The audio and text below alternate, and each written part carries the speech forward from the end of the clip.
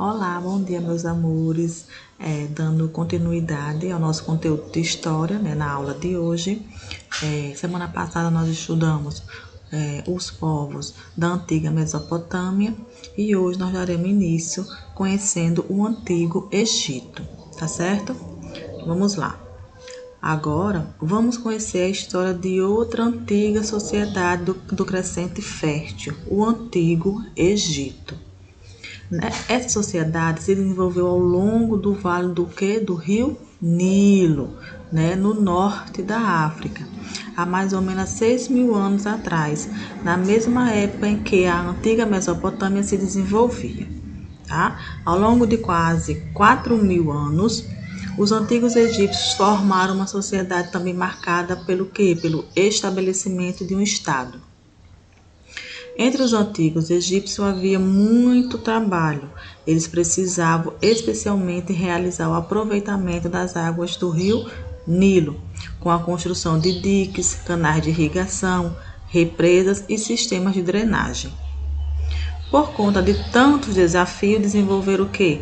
Um notável conhecimento a respeito dos ciclos da natureza, necessário para lidar com as cheias e as vazantes do rio. Criaram também um sistema de escrita e se destacaram nas obras de quê? De arquitetura. Ok? Aqui nós temos uma foto do trecho do rio Nilo, na cidade de Assuão, no Egito atual. Ok? Então, ficou curioso com o livro Egito Antigo e Mesopotâmia para Crianças, de Marian Broida. É possível conhecer mais sobre o cotidiano, a cultura, a economia e a política das duas sociedades antigas estudadas nesta unidade, Mesopotâmia e também o Egito. Se vocês ficaram curiosos, se quiserem se aprofundar mais nesse conteúdo, ali ele coloca uma sugestão para leitura, tá certo? Dando sequência, organização política, o Estado entre os antigos egípcios. Assim como ocorreu na Mesopotâmia, que nós estudamos também a organização política da Mesopotâmia, o antigo Egito organizou-se o Estado. Isso quer dizer que formas de organização política foram se desenvolvendo no passar do tempo, especialmente para que todo o trabalho e a produção fossem o quê? Coordenados, organizados, planejados. No Antigo Egito, nas áreas próximas ao rio Nilo, formaram-se diversas comunidades, chamadas de nomos pelos historiadores. Com o tempo, essas comunidades se juntaram ao redor de dois reinos, o Alto Egito ao sul, e o Baixo Egito ao norte. Tá? Depois de muito tempo, os dois reinos se uniram, desta vez em torno de um único governante, Menes, que segundo a tradição e alguns pesquisadores, tornariam-se o primeiro faraó. Tá, gente? Isso ocorreu por volta de 3.100 a.C., dando início assim às sucessivas dinastias dos faraós egípcios. Aqui ele traz o Antigo Egito, ok? Uma imagem do Antigo Egito, certo? Igual ou diferente, vocês irão responder, ok? Se igual ou diferente, pode responder do livro mesmo, tá certo? Agora, como será a vida em sociedade no Antigo Egito? Ele traz também. O título dado aos reis que governavam o Antigo Egito era de faraó.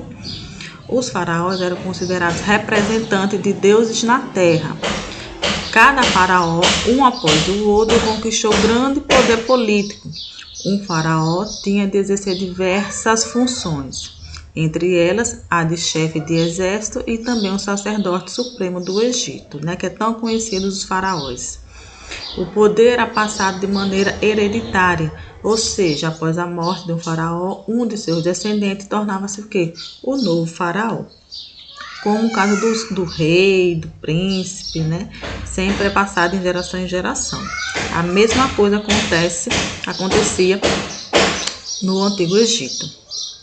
Mas o faraó não governava sozinho. O Estado, no Antigo Egito, era também formado por um grande número de funcionários. Era um conjunto, né, gente? Não era apenas só o faraó que governava, e sim um conjunto de pessoas, né? Cada um com a sua função, cada um com a sua organização, para que aquilo se desenvolvesse da melhor forma possível.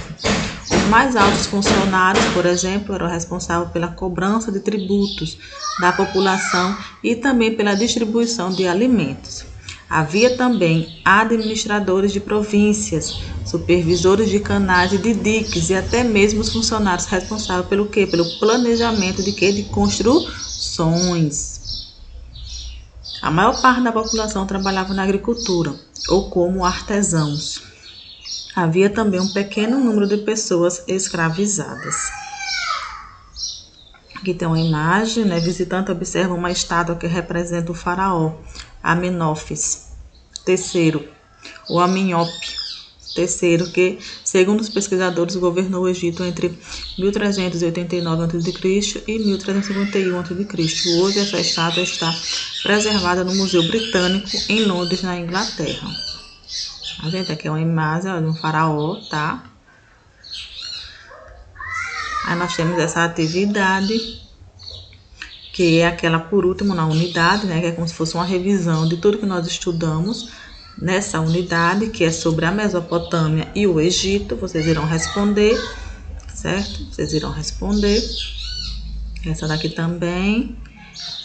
E essa aqui, esse oitavo, tá?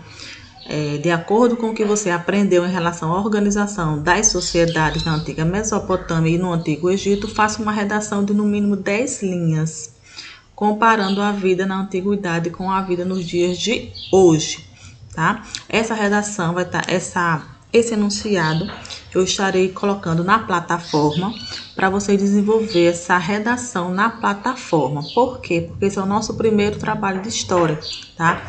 Valendo 3 pontos também, tá? Essa semana fizemos alguns trabalhos, tá? Estão sendo registrados os trabalhos avaliativos, que é de extrema importância para compor a nota bimestral de vocês da segunda unidade, que logo estaremos fazendo, né? A nossa segunda provinha da segunda unidade.